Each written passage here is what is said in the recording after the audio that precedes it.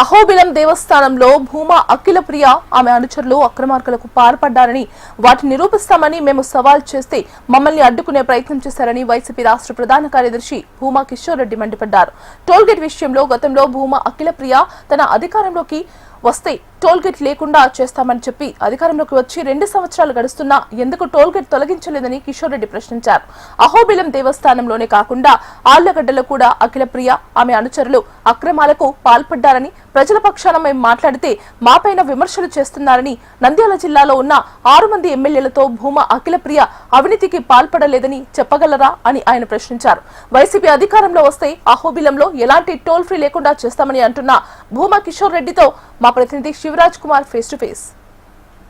అహోబిలం దేవస్థానంలో ప్రస్తుతం ఎమ్మెల్యే భూమా అఖిలప్రియ కావచ్చు, వారి అనుచరులు అక్రమాలకు పాల్పడ్డారని చెప్పి వైసీపీ మాజీ ఎమ్మెల్యే గంగుల నాని విమర్శలు చేయడం జరిగింది. వారిపైన ఏదైతే ఆధారాలతో సహా తాము నిరూపిస్తామని చెప్పిన పరిస్థితి ఉంది. మనతో వైసీపీ నేత భూమా కిషోర్ రెడ్డి ఉన్నారు. సార్, నిన్న ఏదైతే 2 రోజుల నుంచి ఏదైతే భూమా అఖిలప్రియ కావచ్చు వారి అనుచరులు అహోబిలం దేవస్థానంలో అక్రమాలకు పాల్పడ్డారని చెప్పి మీరు స్టేట్మెంట్ ఇవ్వడం జరిగింది, దీని గురించి మీరేమంటారు? ఇది యాక్చువల్గా 2 రోజుల నుండి కాదు, దాదాపు ఒక 2-3 నెలల నుండి జరుగుతుంది.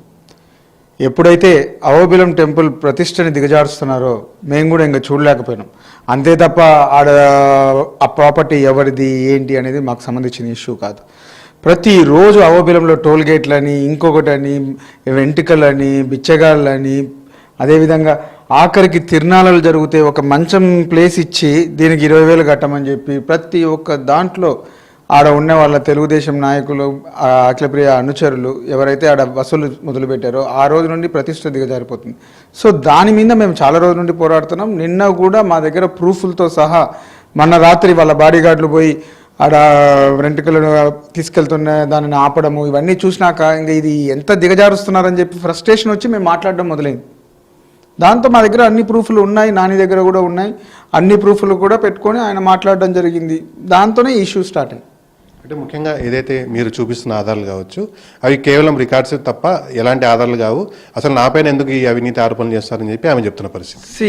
దాన్ని అడ్డుకుంది ఎవరు? వాళ్ళ బాడీగార్డే కదా రాత్రి పోయింది. ఆ రోజు ముందు రోజు రాత్రి వాళ్ళ బాడీగార్డ్స్ వాళ్ళు పోయి అడ్డుకున్నారు. సో దీంట్లో నీ ప్రణయం ఉంది, ప్లస్ ఎవరు వెళ్తున్నారు, ఎవరు ఆపుతున్నారు. ఈరోజు ఒక ఫోన్ కాల్ రికార్డింగ్ వచ్చింది.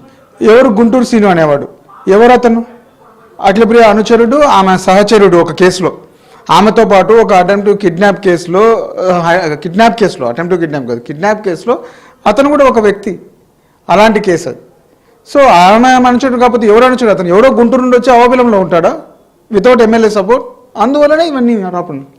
అంటే ముఖ్యంగా ఏదైతే నిన్న ఆడియో రికార్డింగ్ కావచ్చు, ఏదైతే ఎమ్మెల్యే భూమా అఖిలప్రియ ఒకటే చెప్తున్నారు, చిన్న ఇష్యూస్ పట్టుకుంటారు తప్ప ఏదైతే దేవాలయంలో జరుగుతున్న కోట్ల కుంభకోణాన్ని తాము బయట తీస్తున్నామని చెప్పి వాళ్ళు చెప్తున్న పరిస్థితి ఉంది.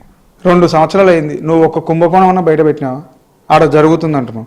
కుంభకోణాన్ని ఒకటన్నా నువ్వు బయట పెట్టినావా? ఇంతవరకు ఏమీ లేదు. ఊరికి బుస్ బుస్ బుస్ టాపిక్ డైవర్షన్. బయట జరిగే దరిద్రము మన రాష్ట్రానికి సంబంధించింది, లోపల జరిగే దరిద్రం మనకు సంబంధించింది కాదు. అది వాళ్ళ మఠము, వాళ్ళ పీఠము, వాళ్ళు చూసుకుంటారు. బయట జరిగేది ఎవరు భరించాల్సింది? ఆర్లగడ్డ ప్రజలు, ఆర్లగడ్డ ప్రతిష్టను దిగజార్చే పనులు ఇవన్నీ బయట జరిగేటివి. ఈరోజు ఏదైనా కానీ మేము రెస్పాండ్ అయ్యేది పబ్లిక్కి న్యూసెన్స్ వచ్చేది. వాళ్ళ మఠానికి లాభం వస్తుందా నష్టం వస్తుందా అనేది మా టాపిక్ కాదు. అది మఠాధిపతులు, పీఠాధిపతులు వాళ్ళు చూసుకుంటారు.